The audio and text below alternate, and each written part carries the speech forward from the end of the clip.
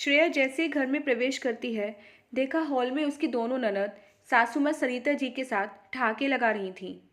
आ गई तुम? तुम्हें सुबह कहा था ना, घर जल्दी आ जाना। फिर कहाँ अटक गई थीं? देखो तुम्हारी ननद घर आई हैं। अरे माँ, ऑफिस में पार्टियाँ होती रहती हैं, वहीं कहीं चाय नाश्ता कर रही होंगी भाभी। क्यों भाभी? ताने कस्से लहजे में दिया बोली। जिस तरीके से सरिता जी बातें बोलती थीं, उन्हें देख दोनों बेटियां भी भाभी पर उसी तरह ताने कसती रहती।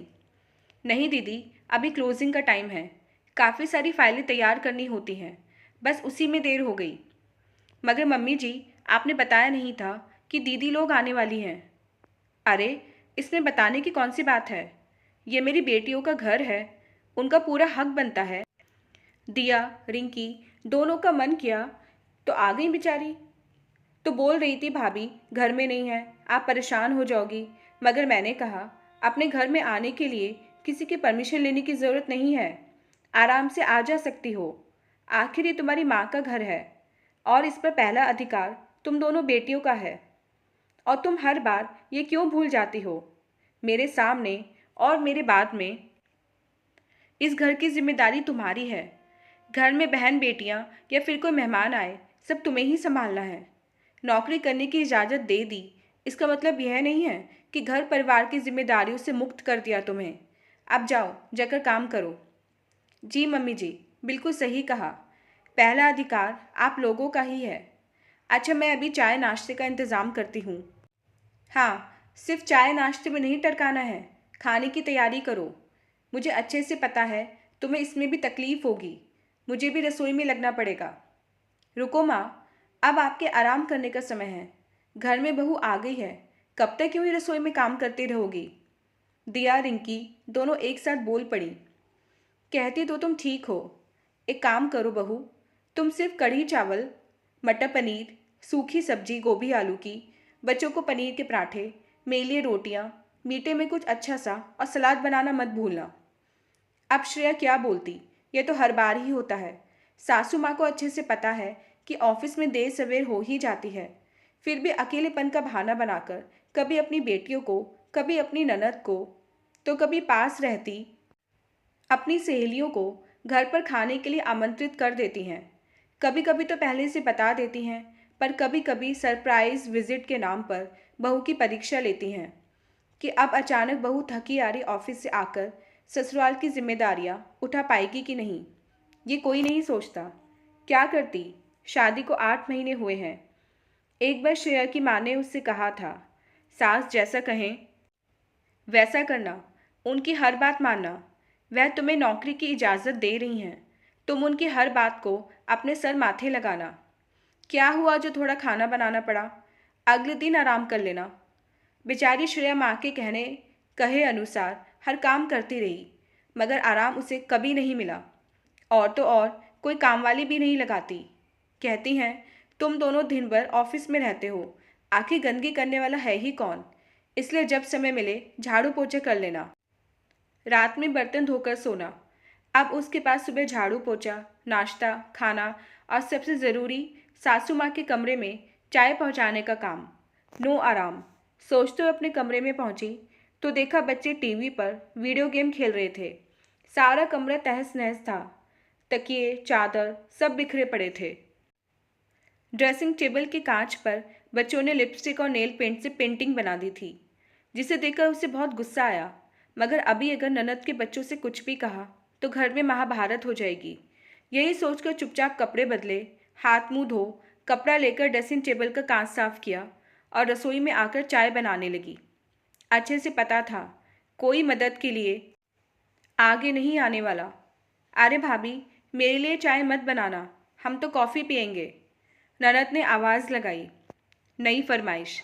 श्रेय चाय कॉफ़ी सूखा नाश्ता टेबल पर सजा देती है। बहू कुछ नहीं तो गर्मा गर्म पकौड़े बना देती। कौन सी ननद रोज़ रोज़ आकर तुम्हारा राशन खाती है? अभी खाने की तैयारी भी करनी है, इसलिए कितना भी कर लो, सासू माँ कभी प्रसन्न नहीं हो सकती हैं, है ना? अरे भैया, तुम जैसी कामचोर बहू नहीं देखी हमने। तुम्हें नौकरी करने की इजाज़त दे दी है और तुम हो कि हमारे घर की बेटी को कुछ अच्छा बनाकर नहीं खिला सकती। भाभी अगर ऐसी बात है तो अगली बार से हम आना बंद कर देंगे। हमें तो लगता है आपको अकेले रहना ही पसंद है। ऐसा करो, आप खाना तो रहने ही दो। हम लोग थोड़ी देर में वापस चली जाएंगी। बड़ी ननद थोड़े रोष से बोली। अरे दीदी, आप लोग आए हैं और जाने की बात कर रहे हैं।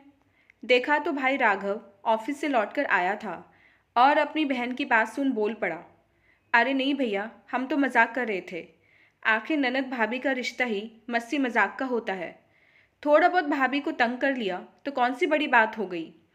खिसियाते हुए रिंकी ने बात को पलटते हुए कहा, ताकि कहीं भाई को ऐसा न लगे कि उसकी पत्नी पर तंज कसे जा रहे हैं।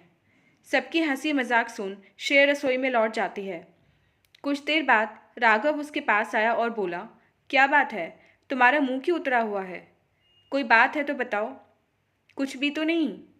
देखो, तुम मुझे बताओगी नहीं तो मुझे पता कैसे चलेगा? और आज तो तुम्हारी मीटिंग थी ना? कुछ हुआ है ऑफिस में? राघव ने इतने प्यार से पूछा तो श्रेया बोली, देखिए, मुझे ऑफिस जाने से पहले फिर घर लौटकर घर के काम करने से कोई एतराज़ नहीं। छुट्टी वाले दिन रसोई में काम करने से परहेज़ नहीं, मगर अचानक आए मेहमान मुझे परेशान कर देते हैं। अब देखिए, कढ़ी चावल, सब्जी, पराठे, मीठा, सभी कुछ तैयार करने में कितना वक्त लगेगा। फिर सारी रसोई भी समेटनी होती है। कल फिर ऑफिस है। मैं भी थक जाती हूँ, मगर मुझे अच्छे से पता है मैं पराए घर से आई हूँ और ये उनका घर है।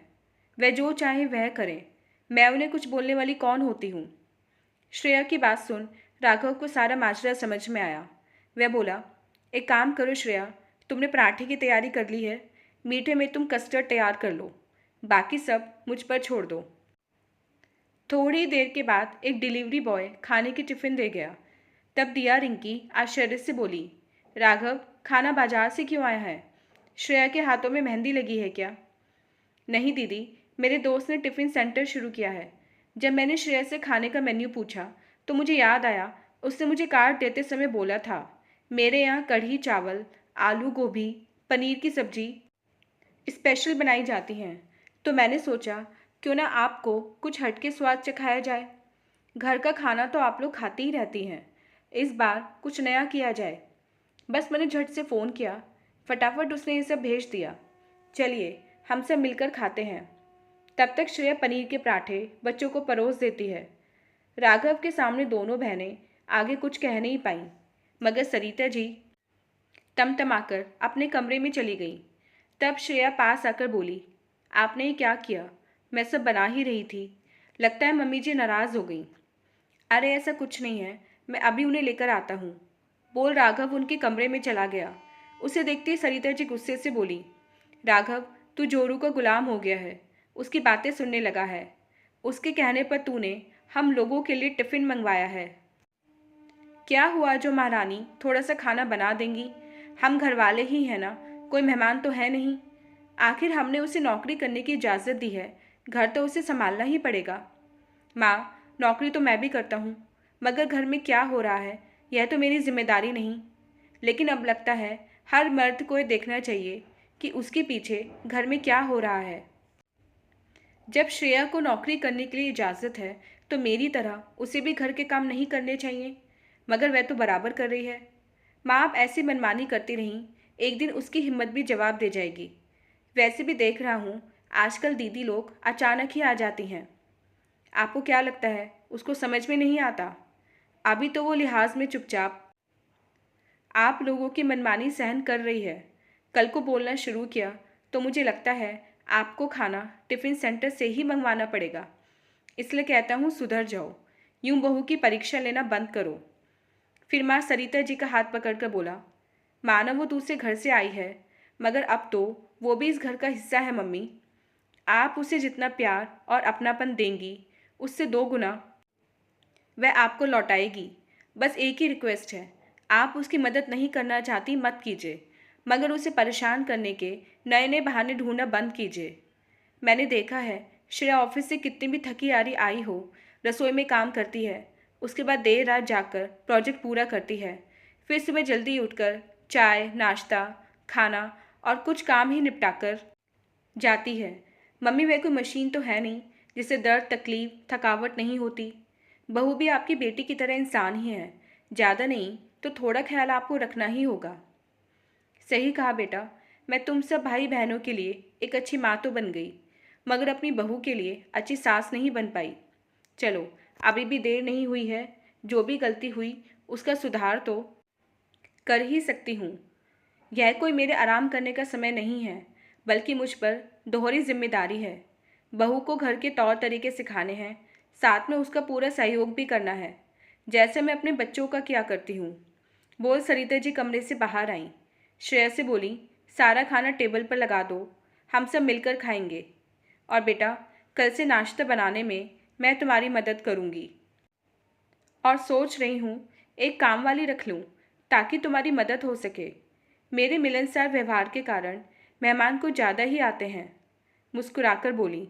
सब मिलकर खाना खाने में व्यस्त हो गए। इधर श्रेया सोच रही थी, देर आए दुरुस्त आए। कम से कम अपनी बात रखने से मुश्किल का हल तो मिल गया।